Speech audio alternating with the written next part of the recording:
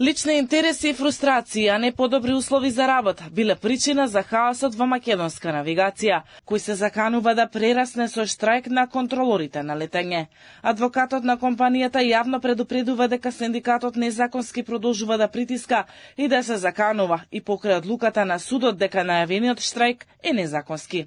Адвокатот Николовски вели дека причините за организирање на штрајкот апсолутно се нејасни за управниот одбор на МНАФ и вработените. Го обвини председателот на синдикатот, Александар Тасевски, дека ова е обид за негова лична одмазда. Барањето за забрана на штрајк се однесува на точно најавен штрајк, со точно определени дати и со точно определени планови програми за делување на штрајкувачите и штрајкувачкиот одбор. Значи, не постои можност тој штрајк да биде забранет од тогаш до тогаш. Станува збор за целосна забрана на штрајкот, значи штрајкот е незаконит. Веруваме дека станува збор за негова лична одмазда поради две причини. Како прво, и пред најавувањето на штрајкот беа одржани неколку пресконференции од страна на господинот, каде што буквално се сееше страв во македонската јавност, дека ќе ни паѓаат авиони, дека ќе ни се случуваат некакви авионски несреќи, односно дека Македонија ќе биде центар каде што авионските несреќи во светот ќе се случуваат токму тука.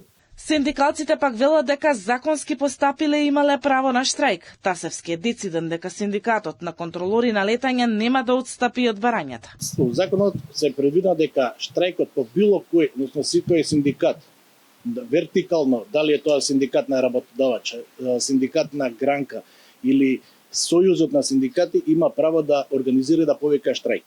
Така да од тој аспект и ние имаме комплетно право, воспротивно, онда ниту еден синдикат во држава нема да може да повика на штрајк, бидејќи законот, согласно закон за работни односи од 2014 година, сите синдикати им го земаа легитимитетот и односно правниот легитимитет и ги ставија како обврска да мора да бидеме делови од гранка некоја за да постоиме како синдикат.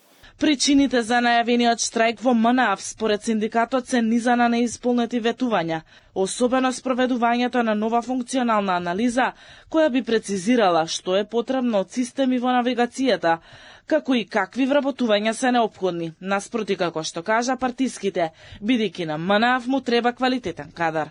Од менаџментот пак посочија дека побараното е исполнето и дека работите се движат според барањата на синдикатот.